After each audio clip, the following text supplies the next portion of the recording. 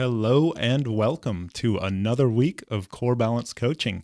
And this week we are going to be talking about a specific muscle, and we're going to look at some visuals of this muscle. It's the Quadratus Lumborum muscle. If you don't know what that is, don't worry. We're going to define it, and we're going to know all about it by the end of this stream. So the reason that we're looking at this muscle is because it's been requested by you, the students, and it is also often blamed for back pain by healthcare professionals, physical therapists, massage therapists. I'm not going to single anyone out. A lot of people in the industry of orthopedic healthcare will point to this muscle as a potential cause of back pain. And so I want to talk about that. We'll talk about my personal perspective and mainly just educate you on what this muscle does, where it is, and you can come to your own conclusion. And that's really what my goal is with all of this education is for you to take the information and make your own opinion about it. So that's what we're going to do. So we're going to dive deep today. And then after we are done looking at the Quadratus Lumborum, or what is often just shortened to QL muscle, then I will go into the chat, answer all the chat questions to my ability.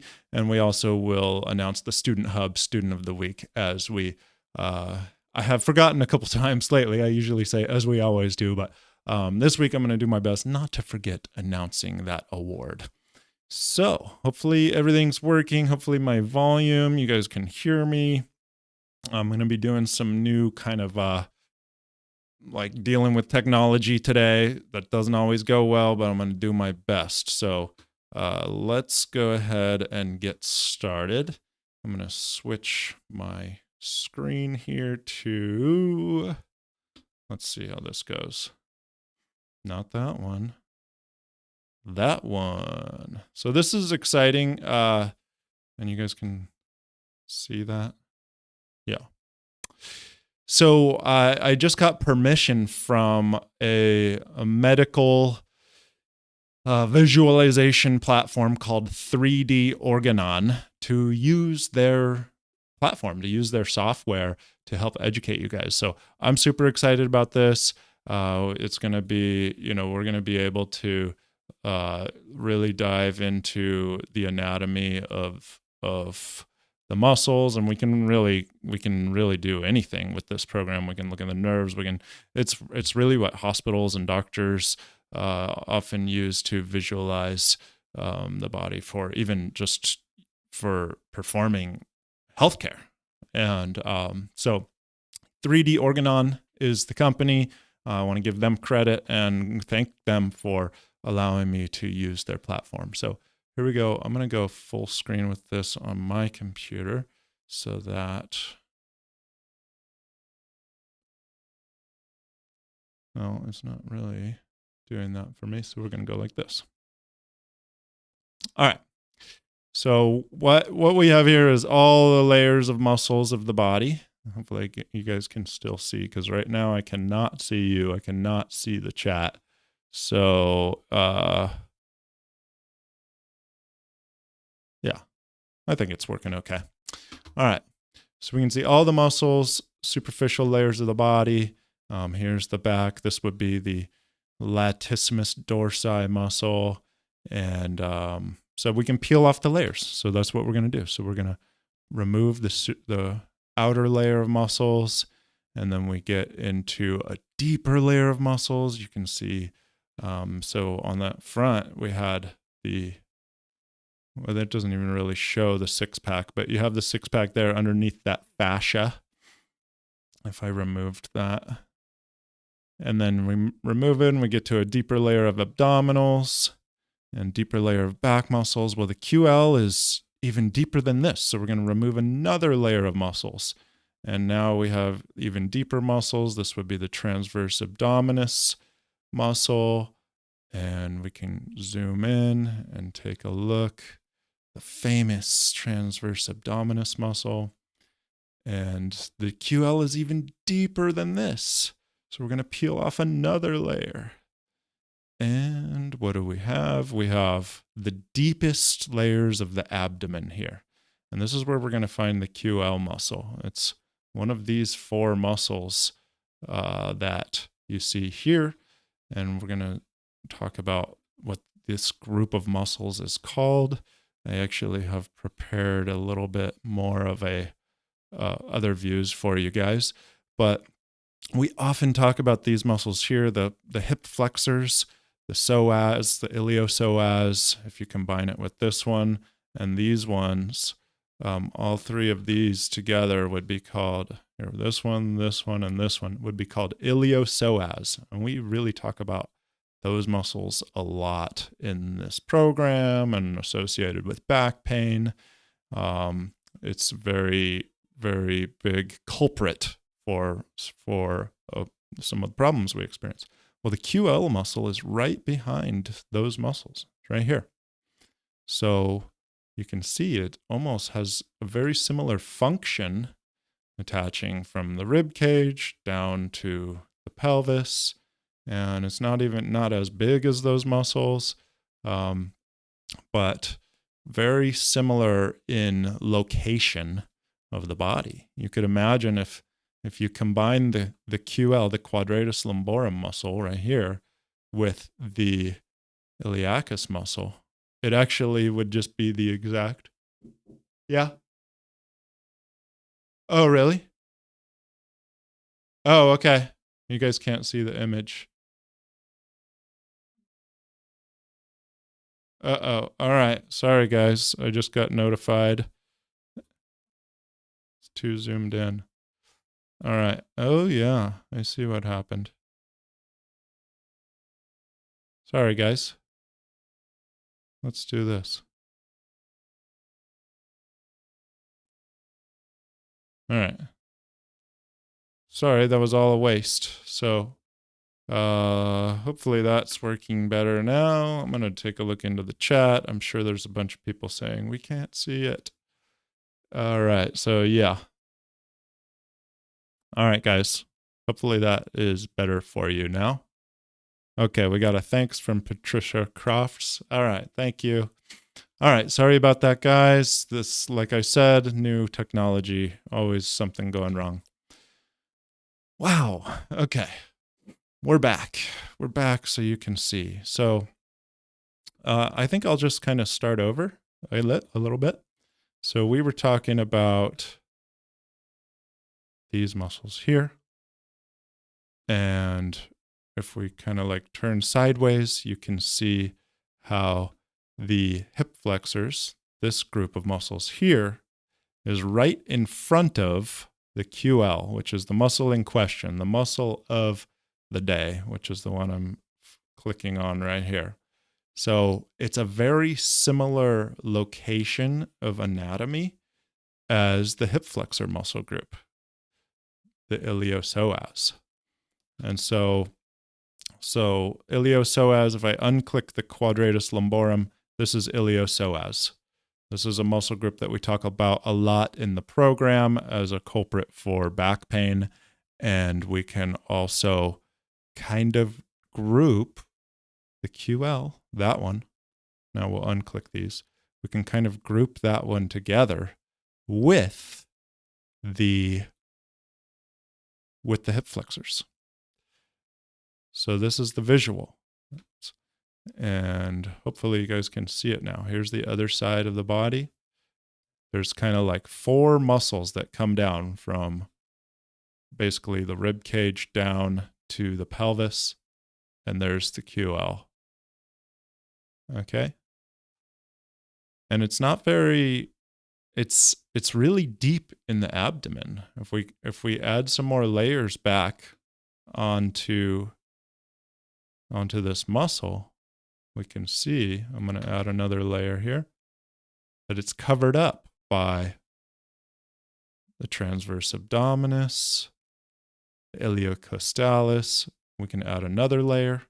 It's covered up even more We can add another layer. It's covered up even more. So if we remove these layers, we have to go really deep to get to this muscle. And so my point being in talking about how deep this muscle is, it's actually often grouped in with the muscles of the abdomen. Not an abdominal muscle like your abdominals, but muscles of the posterior abdominal wall. And so the reason I'm focusing on how deep it is because it's really hard to access this muscle. And here's another view. Really hard to access this muscle, like when we're talking about movement or, learning how to contract or relax this muscle. I just don't know how possible it is to really single this muscle out as a muscle that we can target with exercise or with stretches, because at the end of the day, you're going to be, having to go through all these other muscles to get to it. And so it's the same. It's kind of the same goes for calling it the problem muscle. It's not. I don't see this quadratus lumborum muscle as a muscle that stands alone as the cause of your back pain. It seems to me like it's more part of a group of muscles. And so if it's tight, if you have a tight QL, most likely it's not just this one muscle that's tight. Most likely it might also just be this entire group of muscles that gets tight. And so, I personally, I like to look at the body as more of a synergistic machine rather than singling out individual muscles and saying, oh, you have back pain, it's because your QL is tight. Well, I think that it's probably could be tight, but it's tight along with this just general region of the body. I don't know how we could separate that muscle. And anybody that's dissected a cadaver, like a real human body, knows that there's no separation between these muscles. Like you see these like airspace between these muscles. That's not very realistic. These muscles there's no space between these muscles. There's no borders. It's hard to tell them apart. They're all pushed up against each other, and oftentimes you can't even tell which muscle is which. It's just a large mass of muscle. So here's another image of just the QL, and then here is another one. Okay, so this is the muscle we're talking about. So now let's look at its function. What does it actually do? So here is an image of the muscle's movement. It is often talked about as a side bender. So this would be bending the spine sideways, right? And it also is looked at as a spinal extensor. So you can see that it is posterior to the spine. So if both muscles contract, say we were looking at both of them, left and right, and both of them contracted, it could actually cause the spine to bend backwards a little bit. If I can zoom out here for you. So this is the front view. And it's also involved in breathing. So let's talk about that, because I feel like that's a really significant thing that we can look at. And I'm glad that I'm looking at the chat. I'm glad that seems to be working now. So we're going to go to look at some actions of the muscles. And let's see if I can do this one right. All right, we've got that, we've got that. And hopefully this is working for you. Okay. So here is a little example of what the QL muscle does in the function of the body. So it's just talking about how it can limit the range of motion of your lumbar spine if it's tight. So it would prevent the rounding of the lumbar spine if you were trying to bend forward. This is a person laying face down, extending their body, so it can help with that spinal extension. Here is a person laying side lying, and it can help with side bending. And here's an example of what I was talking about before, of how it can actually extend the spine or cause backward bending in the lumbar spine. And look what's happening at the pelvis. We recently did a live topic on the pelvis, and you can see how it actually anteriorly tilts the pelvis. We'll look at that one more time. And I think I'll have a better view of that. So that's the side bend. Here is the anterior. Watch the pelvis tilt forward. Okay. And so a lot of us struggle with anterior pelvic tilt. So when this muscle gets tight, it is contributing to that problem. Now, I like these arrows here because what it really portrays to me is that one of the things that the QL does is it actually just compresses the spine. It brings it connects the bottom rib to the pelvis, and when it shortens, it's actually just causing compression. Really that simple. So let's look at some more motions of the QL. Hopefully this is working for you guys. I just check the chat because now I'm a little paranoid. And okay, yeah, looks like it's working okay. All right, here's another view. And we're gonna press play. So here's its relationship to breathing. This is really interesting. So we're looking at the QL muscle here. It attaches the pelvis to the bottom rib, and it anchors that bottom rib down so that the entire rib cage doesn't lift up when you inhale. So this diaphragm coming down is the inhale. Here's your diaphragm coming down. That's the inhale. You can see all the ribs rise up on the inhale. And so your rib cage is expanding on the inhale, but that bottom rib is not. It's anchored down by the QL. So this is a good thing. It helps anchor that rib cage down. That's what we want to do with breathing. That's part of the goal of the program, is to anchor your rib cage down. But the problem is this muscle's in the back of the rib cage, and it's really strong and often really tight. And so it's anchoring the back of the rib cage down, but the front of the rib cage is not so well anchored. And so this is causing a imbalance front to back in the anchoring of the rib cage. So what we want to do is we want to work on anchoring the front of the rib cage down with our abdominal muscles. Here's another view of the QL and how it can perform extension. You can see this person over here. It can help with extension or lifting up the torso. Not that it acts alone as the only extensor. We looked at all those layers of muscles. Maybe I need to show you guys those layers again because I was not showing the view. Here's the side bending, which you've already seen.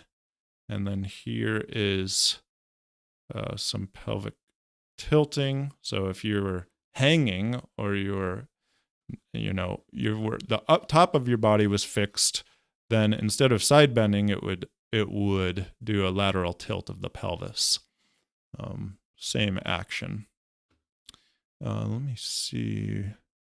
Was there any more motions? Okay, we talked about the anterior pelvic tilt here. So there was one more thing that I wanted to show you guys because I thought it was really interesting in some research that I was doing. So this is going to be really, you know what I'm going to do is I'm going to let you guys look at, well, we'll read it to you. So findings show that the QL exerts a force of 10 newtons, which means nothing to you right now, but compared to 100 newtons and 150 newtons of the erector spinae muscles and the multifidus when we're talking about spinal extension. So very little of the spinal extension, the backward bending, actually is caused by the QL. So it doesn't really do a whole lot compared to some other muscles, which are way more. 100 newtons of the erector spinae, 150 newtons of the multifidus. So just like even a small, not even 5% of that motion is caused by the QL. It seems unlikely that it can extend the lumbar area in a sagittal plane with such a small force. Another interesting thing, the QL during lateral tilt. So we're talking about side bending or that lateral tilting of the pelvis participates with less than 10% of the force required for that motion. So it seems likely that the QL could act as a crossroad of the forces and not really responsible for performing those motions. And I'm not going to keep reading the article, but I will just speak to you about this. It really does seem more likely that this QL muscle, rather than being designed to perform motions like this, side bending or backward bending, which, as we saw in that article, that was a research-based article, it's performing very little of those motions compared to the other muscles around it, which I can show you the layers, because I don't know if when I was showing you guys the layers that you were able to see all this. Here's all the other muscles that would be more active in performing those motions. Here is all the superficial layers, and then we can go deeper, another layer, deeper, another layer, deeper, and we finally zoom in and get to the QL, which is here. So all those other layers of muscles are going to be much more responsible for performing those motions than this deep muscle here. And it seems likely to me, and in the eyes of other researchers, that this QL muscle is most responsible just for performing that compression of the spine. So if you imagine arrows approximating, if I could draw arrows approximating the pelvis to the rib cage, just compressing that spine, why would this muscle want to do that? To create stability in the spine. So if you compress it, it's going to make it more stable. And so that is most likely its main function. Rather than performing movement, it's just so deep in there, and so it doesn't really have a good lever arm for performing motion, where, for side bending, if we were going to look at side bending, let's add some layers. Ooh, that muscle and that muscle and that muscle would be much better at side bending than one that deep inside. Or forward bending or backward bending, we can add the layers for backward bending, and we could see that these other muscles just have a much better mechanical advantage. Even these ones here, much better mechanical advantage than that one for backward bending. Okay. So compressing the spine. All right, that brings me to my next point. Why would the body want to compress the spine, which creates stability in the spine? Well, potentially it is trying to grasp. Are you guys still able to see? Yeah. You guys are able to see. Yeah, okay. potentially it's trying to compensate for it doesn't feel stable enough from these other muscles, potentially maybe these abdominal muscles, and it's not getting enough stability from these muscles. And so what does it do as its last resort, its last ditch effort is just contract these super deep spinal compressors. That's what we can call them. Spinal compression muscles. They tighten, these muscles tighten, and it just compresses the spine to get some stability that it really needs. And so that brings us back to, what do we do? What do we do about this? How do we, if this muscle is often getting too tight and then causing us back pain, and it's tightening because the spine needs more stability rather than actually using it to move the body, then what do we do about that? And my go-to, is not typically going to be stretch the muscle, because the muscle's tightening up for a reason. And if we stretch it, which would be hard to do anyways for the QL, like how do you really get that deep to stretch this muscle? Is if you stretch it, it often just tightens right back up, and we're in that cycle again, the cycle of stretching for relief. It does give temporary relief, maybe for an hour or a half an hour, or at the most a few hours, but it'll tighten right back up. So rather than take that approach and go into that cycle, we want to address the why. The why is it tightening up in the first place? And that's the question I want you to ask. So you have a healthcare professional who you're working with, says, oh, it's your QL, it's your quadratus lumborum, you have a tight QL, that's the cause of your back pain. I want you to use the most powerful word in your health, potentially in all of healthcare, which is why. Ask that person, why is it tight? Instead of just addressing the tightness and by stretching it or whatever, why is it tight? And if they don't have an answer, then that's going to be a problem. But if they do have an answer, then let's address that. So, in my opinion, it's tightening to try and generate some stability for the spine. Okay, why is it trying to generate stability for the spine? Maybe because the spine doesn't feel stable enough without that tightness. Okay, why doesn't the spine feel stable enough without that tightness? Well, maybe the other muscles are not really doing their job. And we do have a pattern of these muscles, these abdominal muscles, being a little bit inhibited. And I mentioned the Coke can analogy earlier. If we can, I wonder if I can get inside this abdomen here. There we are, I'm inside the abdomen. If we can generate pressure from our abdominal muscles inside our abdomen, called intra-abdominal pressure, that pressure stabilizes the spine. Like a Coke can that is unopened, it's extremely stable, hard to squeeze, hard to crush. But as soon as you pop that top, it loses that pressure, and you can easily crush the can. And so if we can create stability with our abdominal muscles through intra-abdominal pressure, then, as I zoom in, the QL, this deep muscle inside the abdomen, there it is right there in the top corner there, it can maybe relax and not feel the need to tighten up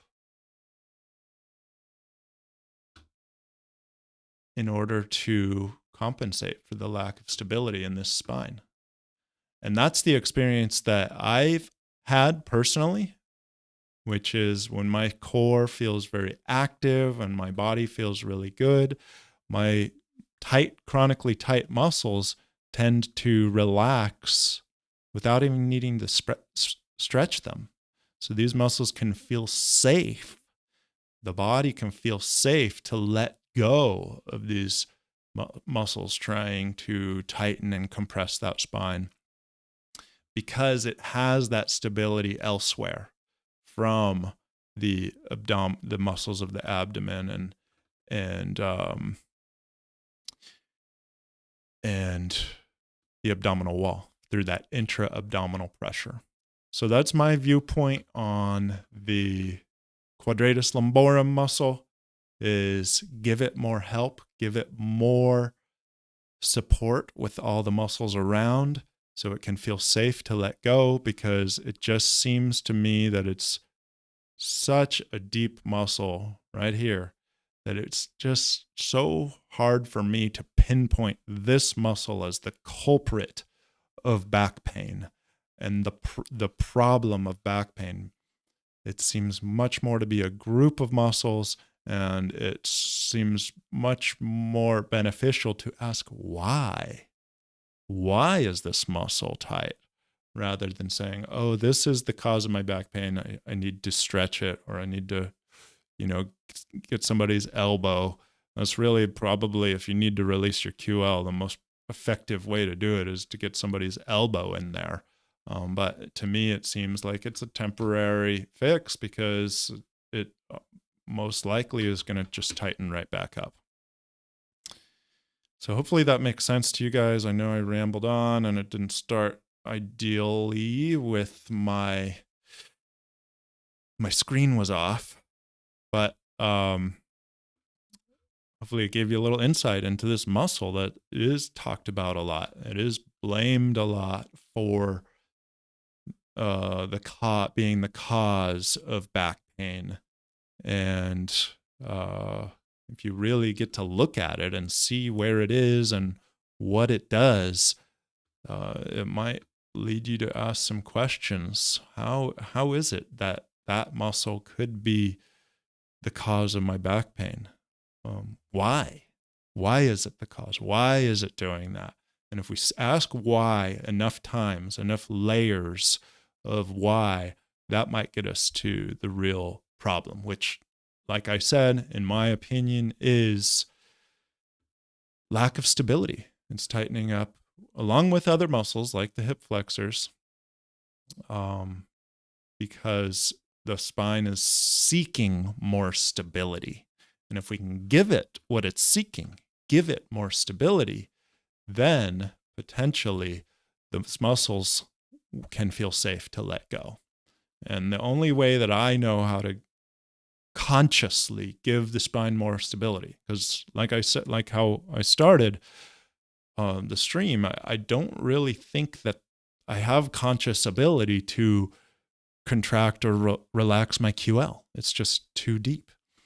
So I just don't have that conscious control, but what I do have conscious control over to generate stability for my spine is my abdominal muscles and my breathing, the intra-abdominal pressure, which is what we teach in the program, right? It's what we talk about as day 0 of the program. It's the first thing you learn is intra-abdominal pressure is the most powerful thing, the most powerful way to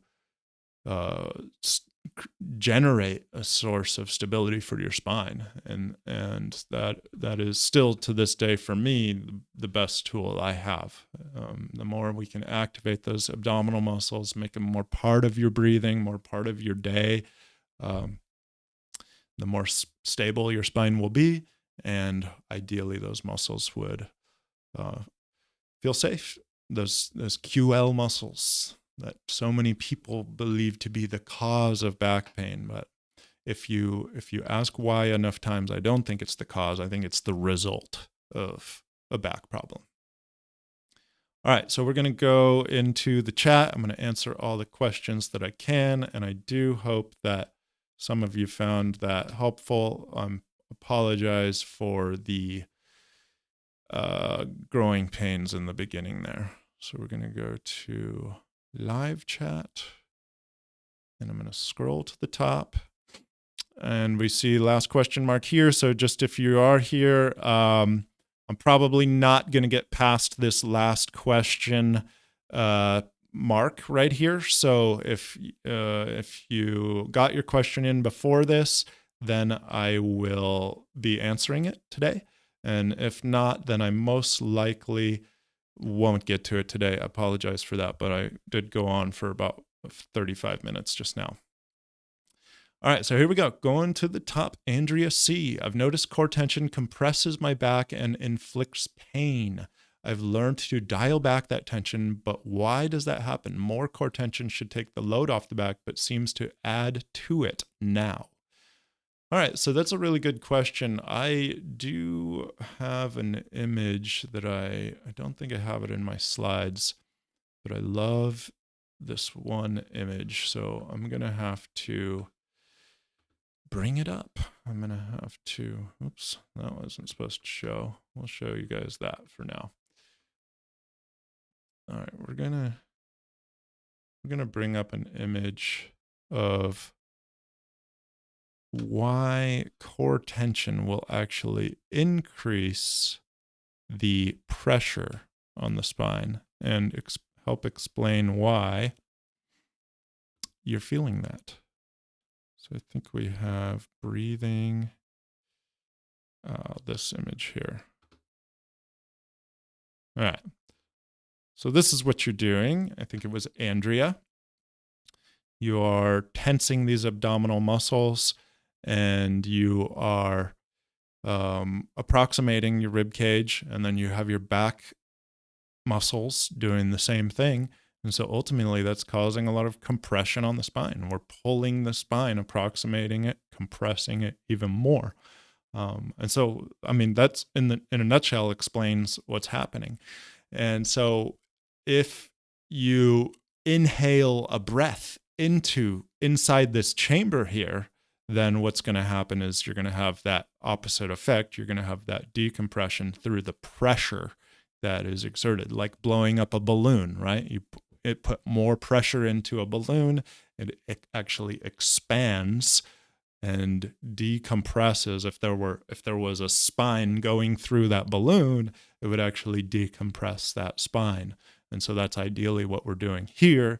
But what about when you're not inhaling, right? Then you have more pressure compressing the spine. And what if you're overdoing it? What if you're contracting too much and you're providing too much compression with your abdominal muscles, which I think a lot of us start out doing because, it's hard to find that balance of contracting a muscle at a low percentage of intensity.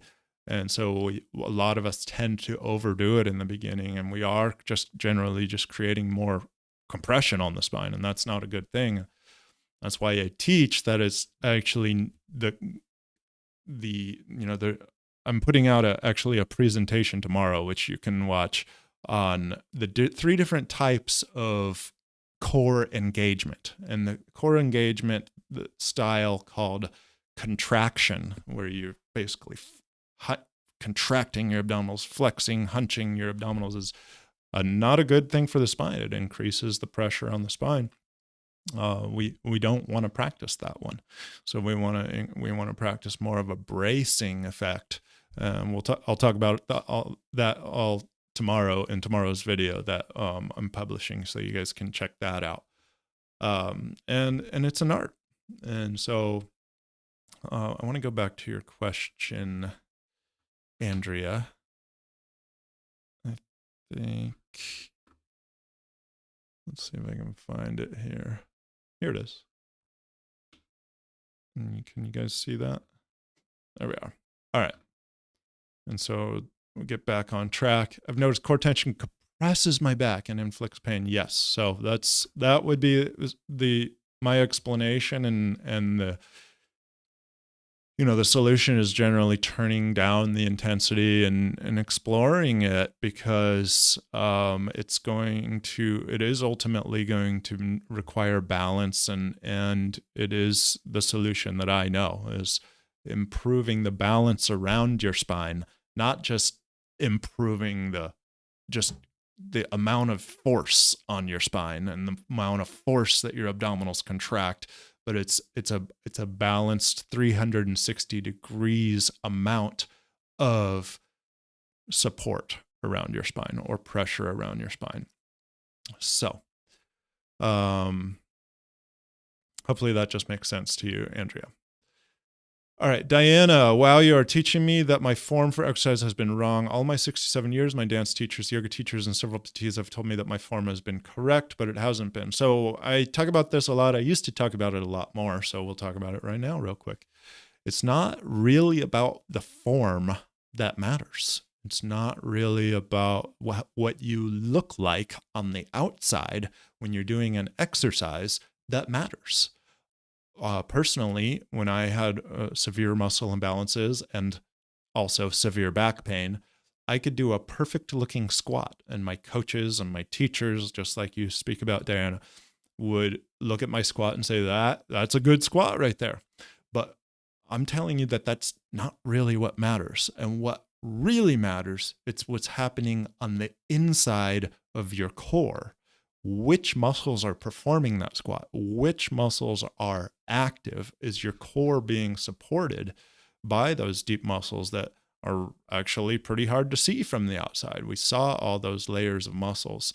And so it's not about what you're doing or your form from the outside. It's about how you're doing it, which muscles are generating the power. And it's more about, what's happening on the inside. And is your spine being supported by those deep spinal support muscles and that intra-abdominal pressure?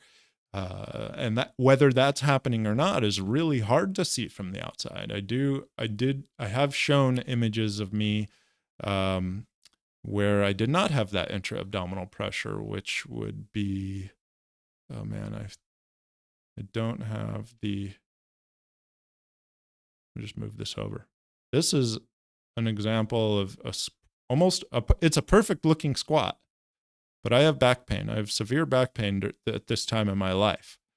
A coach, if I was wearing a t-shirt, a coach would look at this squat and say, that's a good looking squat right there.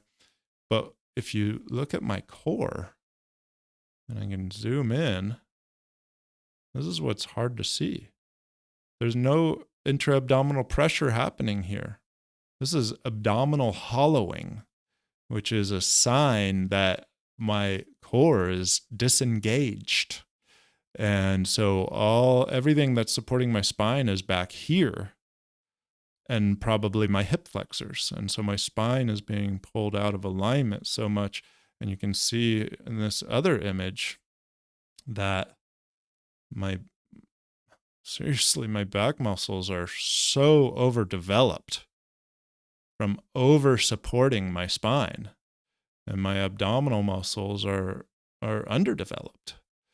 And so it's about getting balance in those front and back muscle groups, and learning how to function and perform movement with that balance. And so this would be an example of an active core during movement. So I do not have abdominal hollowing going on here, and we have much more activity happening in my abdominal muscles during movement than what's happening here. And so I am in support of that. And so, yeah, these questions are all really kind of great questions for today, because we're talking about this QL muscle, which is a compensatory muscle. It's going to be one of the muscles towards the back that's going to be doing heavy loads of work when these muscles in the front are not doing their job, not generating that intra-abdominal pressure, which supports the spine directly through physics. This is just straight physics that we're dealing with. And so this is how important it really is to get in touch with your breathing.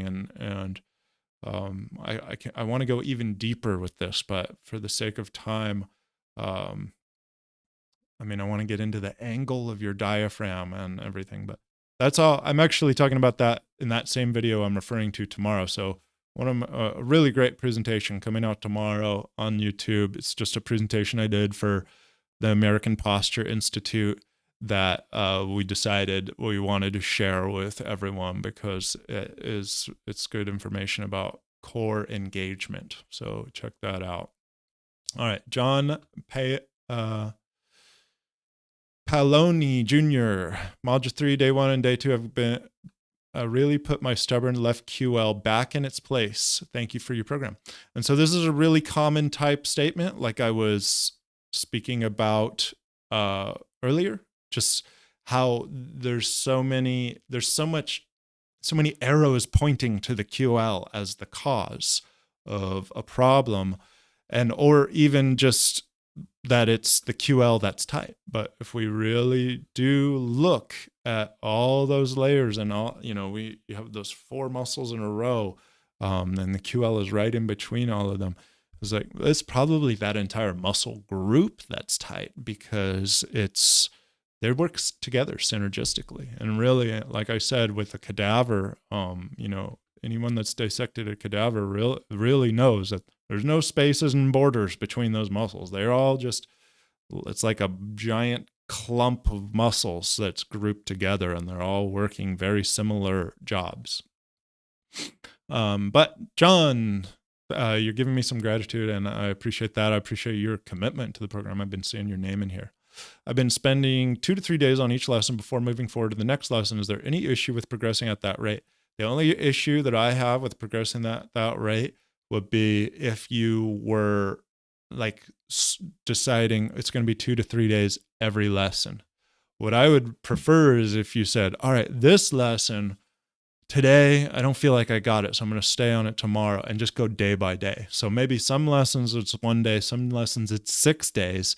But yeah, I love the way that you are taking your time to get through the lessons, make sure you master them, because I can't say it enough. It's the beginning of the program, that phase 1, the first 4 modules, that is the foundation.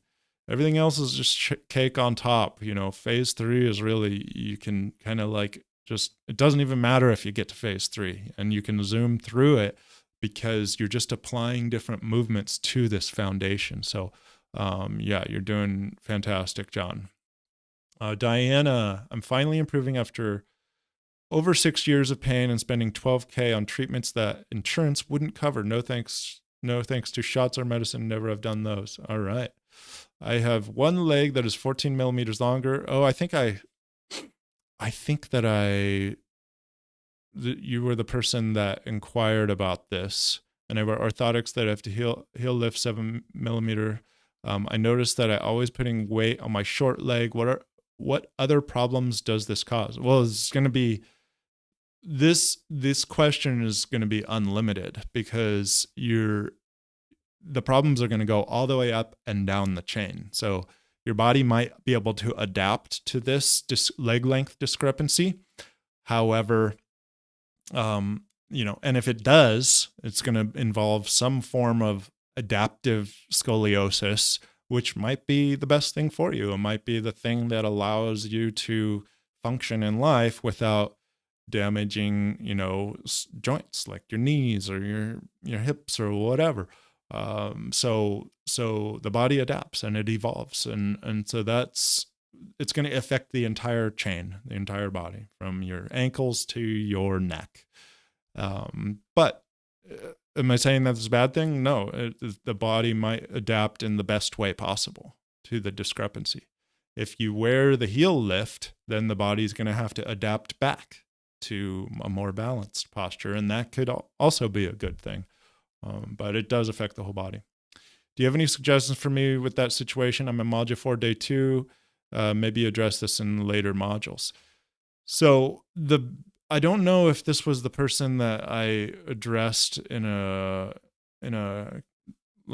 lesson question earlier this week, but if it is, or if it's not, or if there's other people listening that this might help, my recommendation was to make sure that it's a structural leg length discrepancy. If it's not structural, if your bones are not actually different lengths and the discrepancy is actually from posture, from like hip, pelvic tilt and stuff like that, pelvic side tilt, which is extremely common, then we would take a different approach. If a leg length discrepancy could be from something like this, we would want to take the approach of trying to make it look more like that, rather than, if you take a heel lift and you put it under one of these legs, it's actually going to make this pelvic imbalance even worse, theoretically. You want to make sure that it's structural before you go with the heel lift. Here's one of these is a good example. But how posture can really make it seem like there's a leg length discrepancy when there is not really a leg length discrepancy. And it's very common. I'm not saying that that's your case, Dan. It may be that you actually have a real structural discrepancy in the lengths of your long bones, your femur and your tibia. But I want to make sure. And then if that's the case, then you go with the heel lift. And if you want to, wear sandals, I was talking about getting sandals of different thicknesses. And I know that Luna Sandals does that. So you can get a thicker sandal for your shorter leg and a thinner sandal for your longer leg. And pretty much, Luna Sandals is pretty much like being barefoot. So that would allow you to feel barefoot. All right, Miss M. Draper, I'm going to go ahead and ask it. Any recommendations for sex with SI joint hip pain to prevent a flare-up or injury? So this is super relevant. And, off the top of my head, I do not have a recommendation besides modification. So, there's going to be certain positions that irritate you more than others. And so modify, do the things that you need to do in your daily routine to stabilize the SI joint, and then modify until you get that SI joint stabilized. And I've talked a lot in the past about how that SI joint is very possible to stabilize. It's more possible to stabilize an SI joint than lots, if not almost any other joint in the body. Because of its structural design. It's designed like a jigsaw puzzle that fits together. And so it takes time, takes effort, but you can stabilize it much more than you could a shoulder, which has very, very little structural bony support that's making it stable. Is mostly soft tissues. And if those get compromised, then you're relying only on your muscles or surgery to stabilize the shoulder. So stabilize it, modify during sex, positions, whatever, and then as you get more stable, you can return to normal. That would be my recommendation, but I don't have anything like real specific. The rules. No deep hip stretches, no internal, no crossing legs, no internal rotation. Those are the things that are going to pull the SI joint and to stress the SI joint. Watch that video. I'm sure you've seen that video. That was M. Draper. Yes. Andy Parker. Hi, Dr. Peoples. First, thank you so much for bringing this program to the world. It has been tremendously helpful for me. You're very welcome, Andy. I have two questions. First, do you have any opinions on foundation training? Foundation training was introduced to me during the time in my life when I was really struggling with back pain. Really good friends with one of the people who helped found foundation training. His name is Brian King. He was always the guy that was demonstrating. He was the model. He was always demonstrating the founder position. They're based in Santa Barbara here too, just like me. So it's interesting that we're both here. I would say that we take quite a different approach on the ultimate goal.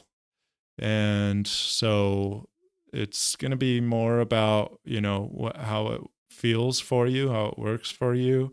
It seems to me that the founder position does increase tension and load and on the back muscles.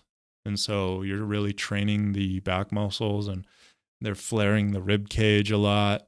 And so we're kind of doing the opposite, right? We're trying to activate the muscles in the front of the abdomen and not cause the rib cage to flare. So very different approaches, but what I do like about it is that it's really active. It's body weight. It's functional, and it allows you to, do a physically demanding activity that doesn't itself isn't really going to cause harm. But, if you're dealing with overly tight, chronically overworked back muscles, then that program or foundation training, it's a style of training, is probably going to contribute to that overworkedness of the back muscles. So anyway, yeah, I was introduced to it when I was in back pain. It did not get me out of back pain, but it was something that gave me physical activity, and it wasn't really like actively hurting me while I was doing it. It seems like a similar program, and I remember, but have experienced some pain after practicing. But before I discovered you and truly got in touch with my anchors. Okay, so yeah, so during the practice, you're probably not going to feel too much pain, but after, if you're, have chronically tight lower back muscles, and then you do foundation training, that's kind of what I'm saying is you're going to kind of more feel it later. You're contributing to the chronic tightness of the back muscles, and my understanding of it, anyways. Also, I'm a landscape contractor, and unfortunately I have to work through all of this, lots of bending and digging. This program is helping a lot, but still, after hours of bending, digging, I stand and have lots of tightness in my low back out to the side. Is that hip flexors? Thank you, Andy. So, low back out to the side would probably not be hip flexors. Is probably going to be just that group of muscles that we were showing earlier. If I can show it again, it would be really quick. See if I can go here. So we'll add some layers.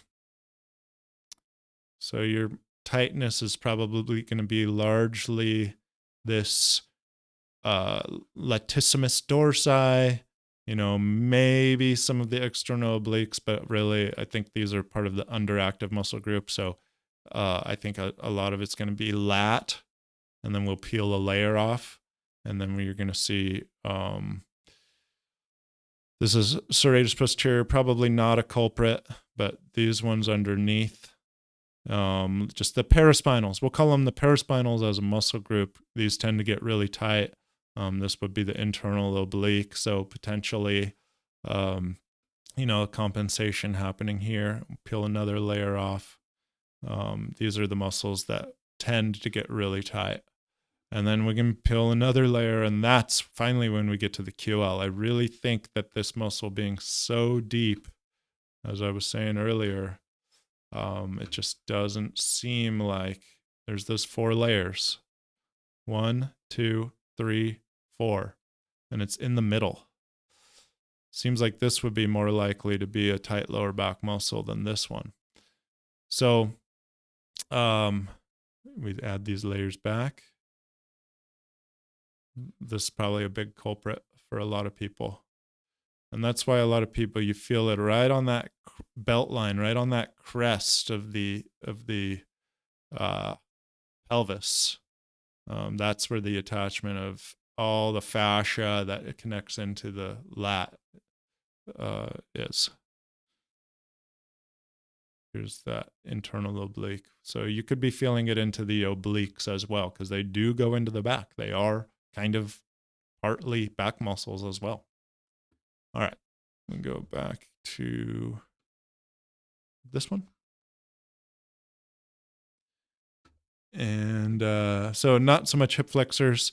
Andy, what I can say to you is that I've had a landscape architect in the program before, and it did really help him. It's going to be, once you're really going to want to master the phase one, the foundation first, but then it's going to be phase two, learning how to hip hinge, deadlift, squat with that core connection, with that abdominal wall stable. That's really going to break you out of that problem for bending. Okay. All right. Ms. Tran, with SI joint issues, what do you think of hip mobility exercises such as hip car? Yeah, I know that one. 90-90 rotation, switch from side to side. Is it safe for us to put them into our routine and add more dynamic?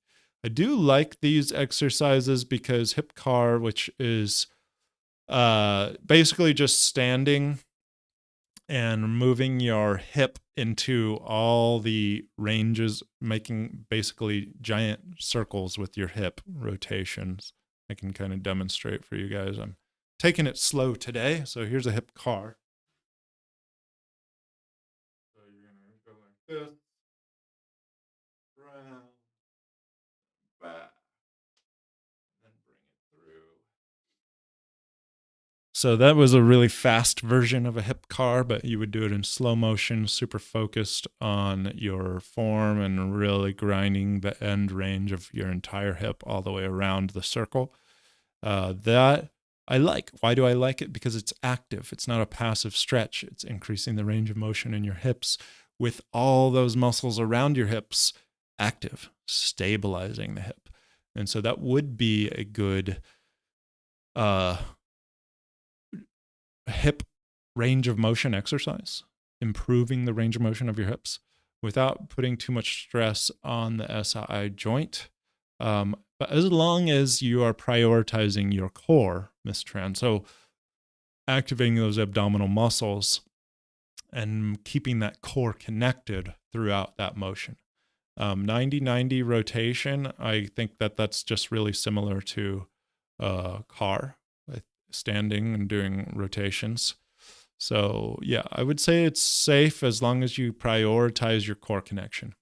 Linda Girl, the pain in my SI area low back has improved probably from all the bridges, but my knees, especially the left one, is inflamed and unstable. My SI lower back pain is on the right side, and my hamstrings, particularly on the right, are so tight. What should I do? Okay, so we have a left-right imbalance. Tight hamstrings on the right, and left knee pain more so than the right, and SI and lower back is on the right. So we're dealing with left right. So all of the principles and concepts that I talk about with left right imbalances are going to apply. So you're going to look at your daily life. What are you doing in your daily life that might be contributing to your left right imbalance? Are you sitting one way, leaning one way most of the time? You're going to want to do the opposite of that.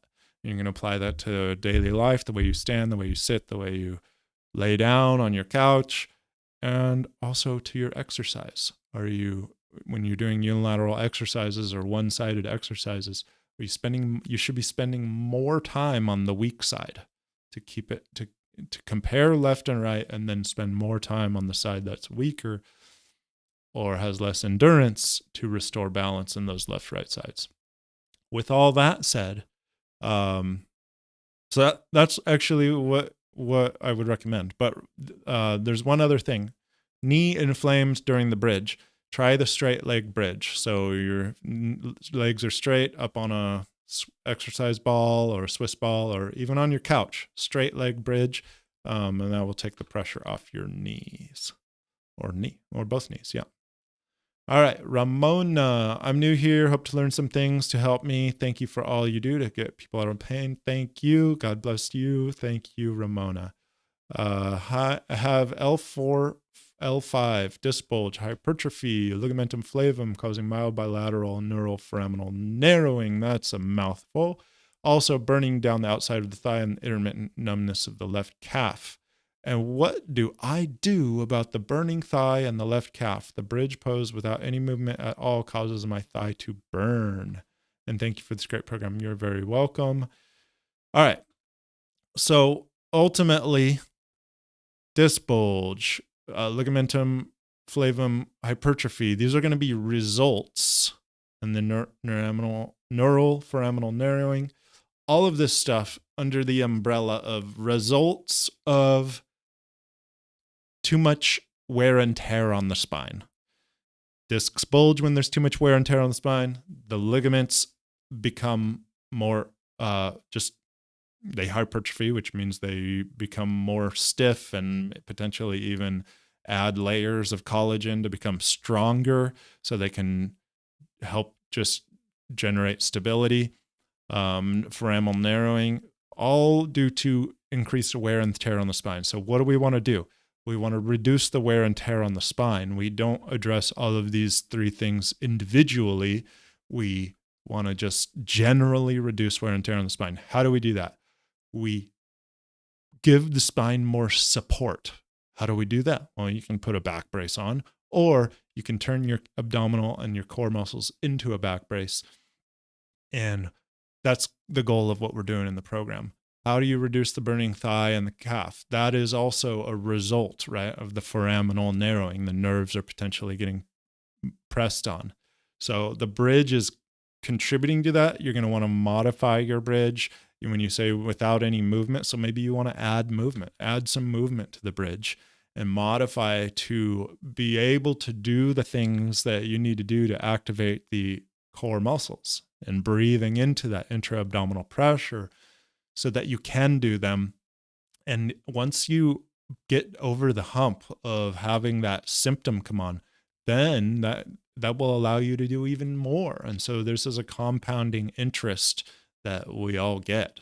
And the longer we can go without a flare-up, I was talking to my friend about this recently, the longer you can go without a flare-up, if you don't use it, you lose it. So even flare-ups, even nerves that get inflamed, even spasms that go off, if you don't use those things, meaning if you go a longer time without that flare-up or that spasm, they actually atrophy. The nerves that go, the channels, the communication pathways, the firing patterns atrophy that cause the spasm, that cause the flare-up.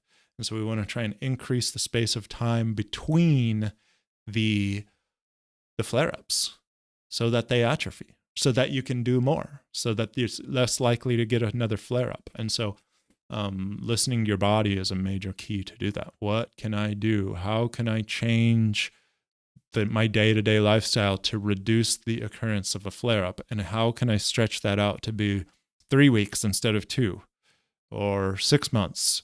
And then you get to the point where, oh man, I've gone 8 months without a flare-up. Those nerves, those firing patterns that cause the flare-up do atrophy, because if you don't use it, you lose it. So Sherry, hello, good to see you. Hope things are going well for you in Michigan as well. Victoria Stith, hi, SI joint pain for 3 years and have done all the stretches you say not to do pretty much daily, multiple times a day for those 3 years. Can I get better with the program even after all this? 100%, no doubt in my mind. Absolutely yes, Victoria Stith. Oh, definitely know the QL. Mine was super tight after SI joint issues. See how a lot of people have back pain, right? And a lot of people are going, it's my QL. But as we saw, and this is taught to us by medical professionals, or even just semi-medical professionals. I have personally gone into chiropractor or a massage therapist, and they'll be talking about my QL. But we saw all those layers. It's so deep. It's so it's just hard for me to imagine that muscle is the culprit when you have all these layers of muscles surrounding it on both sides. But it is one of those muscles, like the piriformis. It's a famous muscle for back pain. All right. You weren't really saying anything. Yeah, we're just talking about QL. What I thought QL pain for years makes me wonder if it was psoas all the time since it attaches near the same place as my pain. Gary, if you're still here, I think it's just like all the muscles in that region. You know, that region of your body feels like it needs to tighten up. All right. Can't see. Sorry, everybody. Can't see better. All right, better. All right, good now, better. Awesome. All right, Naomi Roots. Hi, Dr. Ryan. Thanks for every video. I'm getting better every day. Started over and found a new way of connecting to my back anchor that is more focused on the back of my ribs. Excellent, Naomi Roots. Going back to your roots. I love it. Jameson Reed Rich. Too high now. Can't see the pelvis. Uh-oh. Naomi, just wanted to comment. Thanks for everything. I'm feeling more muscular and aligned in walking and work now. You're very welcome. DJ GZ Jad, I'm not progressing. I have a spondy also, and just laying on my stomach seems to irritate everything, and I get tension tight in my left side hips all the way down to my leg. What can I do? Ooh, that's a big question. All right. DZ Jad. Not progressing. So that's a big problem. And you have a spondy. That is something that's we are able to address a spondy. Laying on my stomach seems to irritate everything. That makes perfect sense to me because a spondy is pulled on and made worse by the hip flexors. And when the hip flexors, let's see if I can just, I really want to do this, so we're going to do it. When the hip flexors, which we're going to have to remove some layers and see that they attach to your vertebrae, actually directly to your vertebrae. So if this vertebrae, we'll zoom out and back in. This vertebrae is your spondy. This is the most common spondy, I believe, is shifted forward, and then this muscle right here is tight.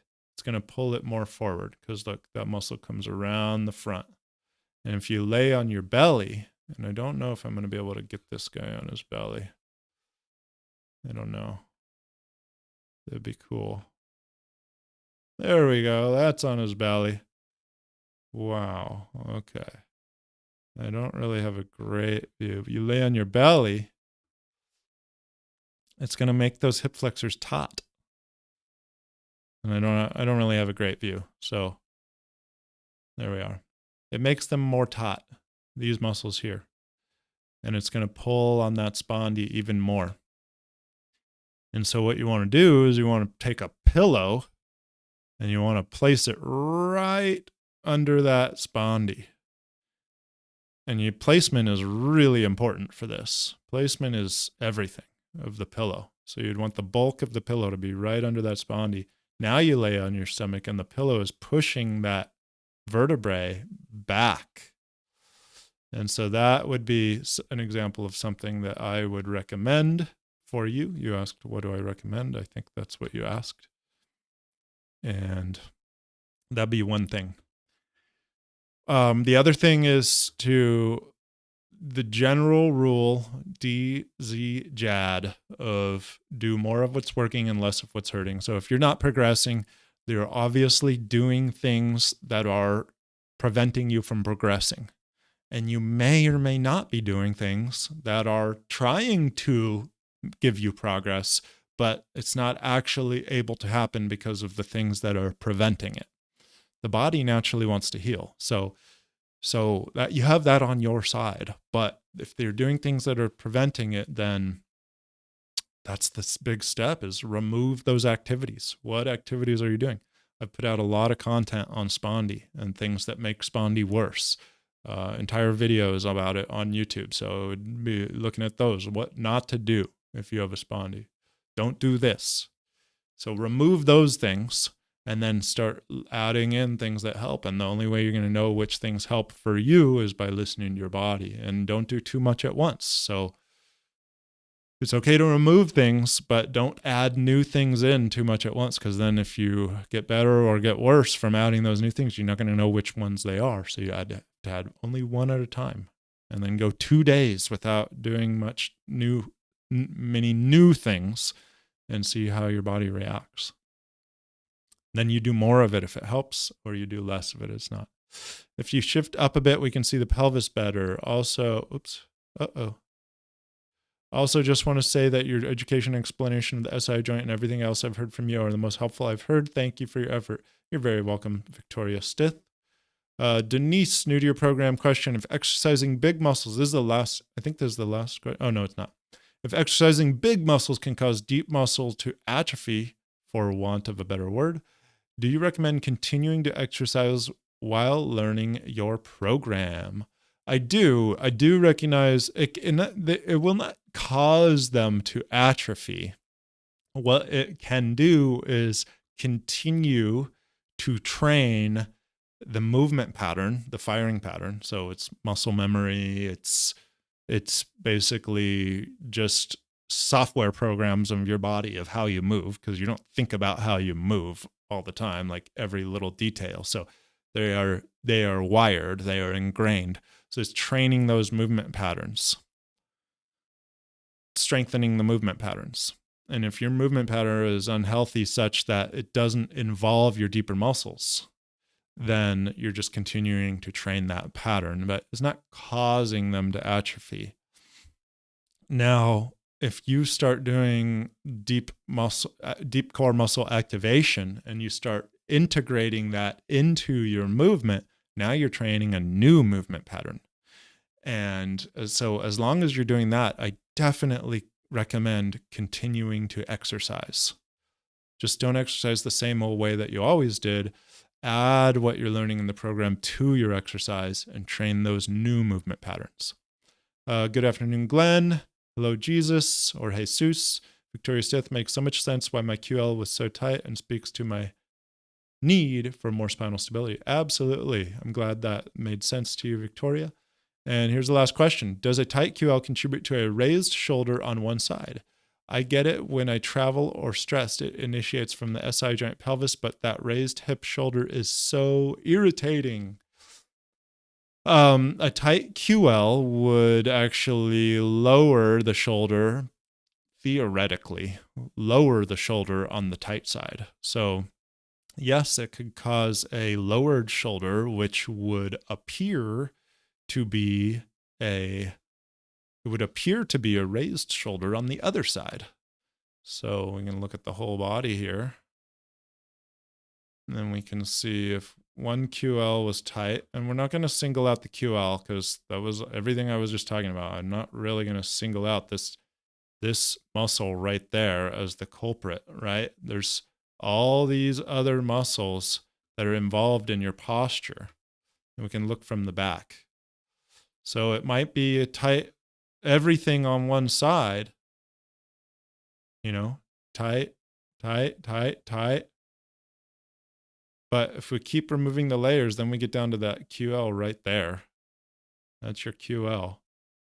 It's not just that muscle. But let's say theoretically, let's just say, not theoretically, but hypothetically, it is that muscle. So a tight QL on this side would drop this muscle. It would approximate the rib cage to the pelvis on this side. And it wouldn't even do a good job of that. It would be a terrible muscle to do that. A much better muscle to do that would be this muscle or even this muscle. But let's just say we're talking hypothetically. It would drop this shoulder on this side, and this shoulder would appear to be higher. And so that's how that could function, how that could make sense. So we're going to go back to this view to see you guys. And we're going to look at when you travel or get stressed. Absolutely. That is a trigger for muscle tightening, muscle tension. And so, yeah, I think that answered your question.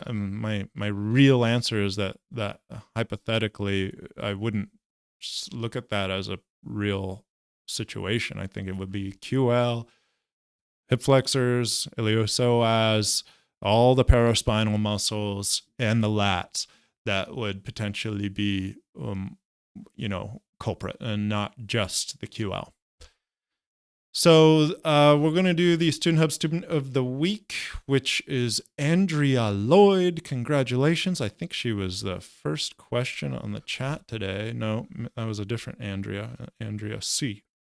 So today, Andrea Lloyd is the Student Hub Student of the Week. We're recognizing you for your perseverance and dedication to healing. Although you are just beginning your journey, you have consistently shown up for yourself. Thank you, Andrea, for being an inspiration to me and to other students. We're honoring you by adding a month to your membership. And I hope you continue on this path and are an inspiration to other students to do the same. So thank you, Andrea. Gift to do nothing. We will add that month to your membership from the back end. And we are going to just talk a little bit about a conclusion today. Actually, what I should do is just check the chat. We do have other questions, but as I said earlier, I'm not going to be able to get to the questions that were below the last question mark today.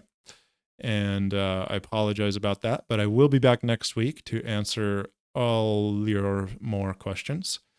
And yeah, I hope you enjoyed or appreciated the presentation today. So in conclusion, I just want to say that the QL muscle, while it is pointed at as a culprit for back pain by many people, healthcare providers, therapists, professionals, in my personal opinion, it is not the single culprit. And if you look at the anatomy, it is much more part of a group of muscles, and it is so deep such that it's actually considered part of the posterior abdominal muscles and not even necessarily a back muscle. We saw from the research that it doesn't even really contribute very much to motions of the back. So it, to me, is just more a muscle that is designed to generate stability by compressing the spine. And that is together with other muscles in the group, those posterior abdominal muscles, the iliopsoas, the iliacus, psoas major, psoas minor, the iliocostalis. All those muscles are just layers that are really running that same pathway from the rib cage down to the pelvis. And so it's not just one muscle. It's an area, a region of the body that gets tight. And even though the QL is got a lot of people pointing their finger at it, it's just really, it doesn't matter. You want to ask why. Why is my back getting tight in this area? And then the answer to that question, maybe you need to ask why again. Okay, it's getting tight because my back needs more stability. Okay, why does my back need more stability? Well, because the other muscles that provide stability, like the core muscles, are not doing their job. Why aren't they doing their job? And keep asking those questions, and hopefully you get to the real cause, because the QL itself is not the cause of your back problem. It's most likely a result, a symptom of something else going on. And that's the real lesson that I want you to walk away with. Ask the most powerful question in your health, which is why, and keep asking why until you get to something that you have control over. And hopefully that helps give you a little motivation. So that's it for today, everyone. And we are going to be back next week, as always. And until then, get down on the floor and connect to your core. All right. Thank you, everyone, and take care.